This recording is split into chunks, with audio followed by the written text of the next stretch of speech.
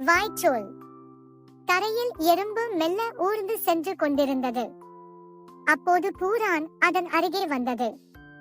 நண்பா, நான் வருவதை கூட கவனிக்காமல் எங்கே சென்று கொண்டிருக்கிறாய் என்று எறும்பிடம் கேட்டது.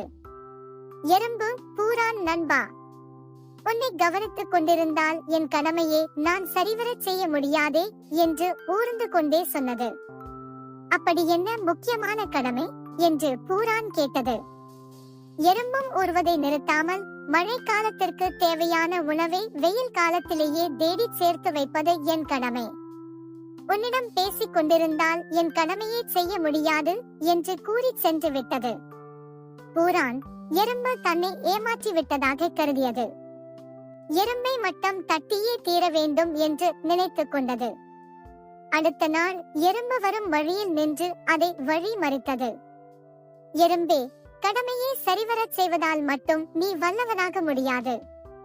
உன்னால் என்னை போல வேகமாக ஊர்ந்து வர முடியுமா? அப்படி வந்தால் நீ என்னை விட வல்லவன் என்று ஒத்துக்கொள்கிறேன் என்று கேட்டது. அதற்கு எறும்பு, வீண் பேச்சு வேண்டாமே, நான் என் கடமை செய்ய விடேன் என்று பணிவாக கேட்டது. பூரான், தப்பித்து ஓட பார்க்காதே என்று கேலி செய்தது. அதற்கு எறும்பு மிக அமைதியுடன், பூரானே, உன் அளவுக்கு வேகமாக என்னால் ஊற முடியாது. அந்த தைரியத்தில் நீ பேசுகிறாய். ஆனால் நான் செய்யும் சில காரியங்களை உன்னாலும் செய்ய முடியாது. அதனால் யார் வலியவன் என்ற பரீட்சை எல்லாம் வேண்டாம் என்று திரும்பவும் கூறியது. பூரானோ, அப்படி என்ன சாகசத்தை நீ கிழித்து விடப் போகிறாய்? சாதுரியமாக பேச கற்று வைத்திருக்கிறாய் என்று கூறியது.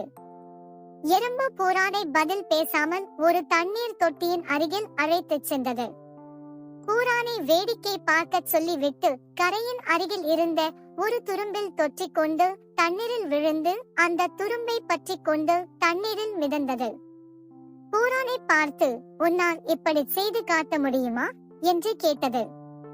பூரானுக்கு அப்போதுதான் எல்லோருக்கும் சில வல்லமைகளும் சில இயலாமைகளும் இயற்கையிலேயே உண்டு என்று புரிந்தது.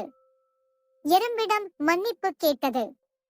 அன்றிலிருந்து பூரான் எறும்பின் கருத்துக்களை மதித்து நடந்து அதற்கு சிறந்த நண்பனாக திகழ்ந்து வந்தது.